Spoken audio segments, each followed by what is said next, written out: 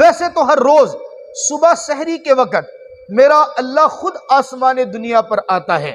مفسرین فرماتے ہیں اس رات کے اندر باقاعدہ میرے اللہ سحری کے وقت آسمان دنیا پر تشریف لاتے ہیں اور آواز لگواتے ہیں، ہے کوئی گناہگار مجھ سے مغفرت طلب کرنے والا؟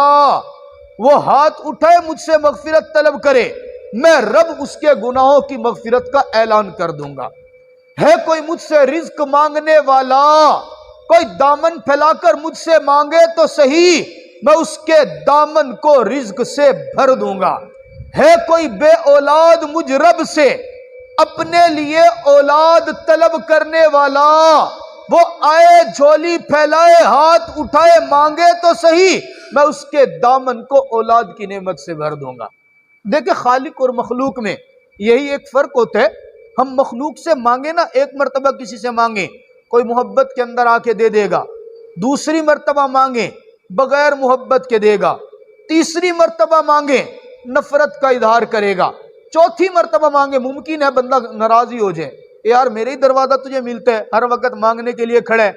اللہ رب العزت کی ذات کریمی وہ ذات ہے، میرا رب اس سے خوش ہوتا ہے جو مانگتا ہے رب سے، جو نہیں مانگتا میرا رب اس سے ناراض ہو جاتا ہے۔ مانگنے والے کو میرا اللہ اپنا قریبی بنا لیتے ہے، اس سے خوش ہوتا ہے۔ تو آیا میری دربار پہ آ کر تو اپنی پیشانی جھکا، مجھ سے مانگ میں رب تجھے عطا کر دوں گا۔